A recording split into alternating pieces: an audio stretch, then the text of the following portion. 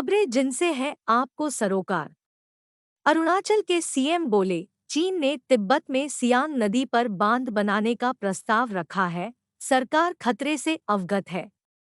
अरुणाचल प्रदेश के मुख्यमंत्री पेमा खांडू ने गुरुवार को कहा कि चीन ने भारत अरुणाचल में प्रवेश करने से ठीक पहले तिब्बत में सियांग नदी पर 60,000 मेगावाट का बांध बनाने का प्रस्ताव रखा है, जिस पर केंद्र और राज्य सरकार दोनों विचार कर रहे हैं।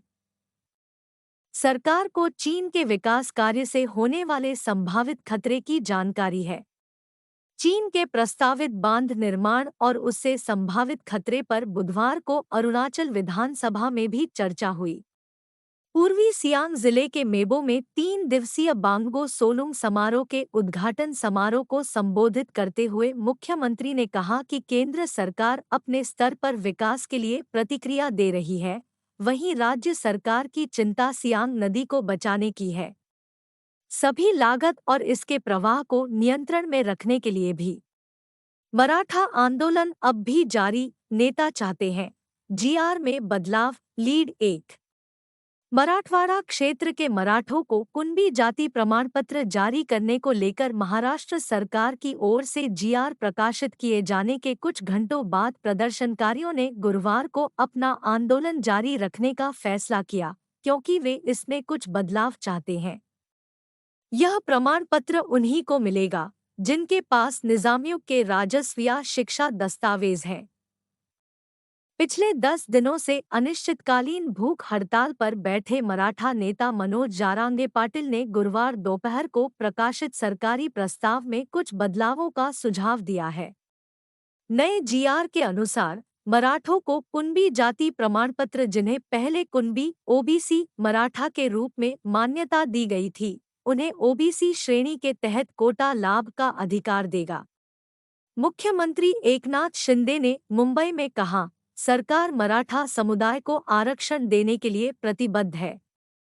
ऐसा करते समय हम किसी अन्य समुदाय के साथ अन्याय नहीं करेंगे। हालांकि राज्य में कुछ राजनेता नेता कथित तौर पर इस कदम के खिलाफ है, लेकिन इससे 29 अगस्त से जारी कोटा समर्थक आंदोलन खत्म होने की उम्मीद बढ़ गई है। रेप केस, डैनी मास्टरसन को 30 साल की सजा।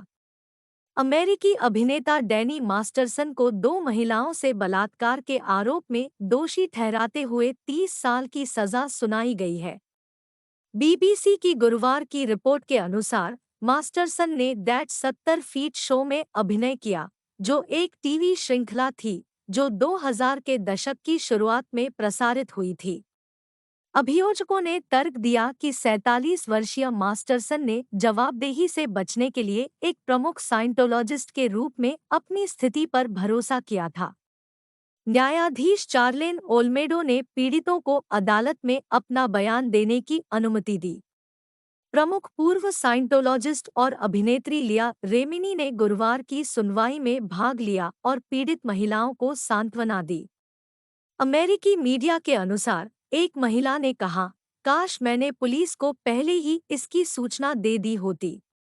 रॉयटर्स के अनुसार एक अन्य महिला ने मास्टरसन से कहा, मैंने तुम्हें माफ कर दिया है। तुम्हारी बीमारी अब मेरे बर्दाश्त के बाहर है। बीबीसी की रिपोर्ट के अनुसार मास्टरसन पूरी सुनवाई के दौरान चुप रहे। जैसे ही न्यायाधीश ने सजा सुनाई, उसकी पत्नी बिजो फिलिप्स रोने लगी। डीजीसीए ने एयर इंडिया को सिम्युलेटर का उपयोग करने की सशर्त मंजूरी दी। भारत के विमानन निगरानी निकाय, नागरिक उड्डयन महानिदेशालय डीजीसीए ने मुंबई और हैदराबाद में एयर इंडिया की सिम्युलेटर सुविधाओं को सशर्त नवीनीकृत मंजूरी दे दी है। यह निर्णय एयरलाइन को पायलट प्रशिक्षण फिर से शुरू करने में सक्षम बनाता है, जिसे नियामक द्वारा नियामक मानकों के गैरअनुपालन का खुलासा करने वाले ऑडिट के कारण इसकी मंजूरी निलंबित करने के बाद रोक दिया गया था। डीजीसीए के एक अधिकारी ने कहा, कमियों को दूर करने के बाद 30 दिनों की अवधि के लिए सशर्त मंजूरी दी गई है। इस 30 दिनों की अवधि के भीतर एक आंतरिक ऑडिट किया जाएगा और समीक्षा के परिणाम बाद में हमारे साथ साझा किए जाएंगे। एयर इंडिया पायलट प्रशिक्षण के लिए 2 अलग-अलग सिमुलेटर का प्रबंधन करती है। मुंबई में सुविधा बोइंग पायलटों को प्रशिक्षण देने के लिए समर्पित है, जबकि हैदराबाद में सुविधा मुख्य रूप से एयरबस पायलट प्रशिक्षण के लिए उपयोग की जाती है। पिछले हफ्ते डीजीसीए ने एयर इंडिया की हैदराबाद और मुंबई सुविधाओं में सिम्युलेटर प्रशिक्षण को निलंबित कर दिया था। बीएनटी की खास पेशकश।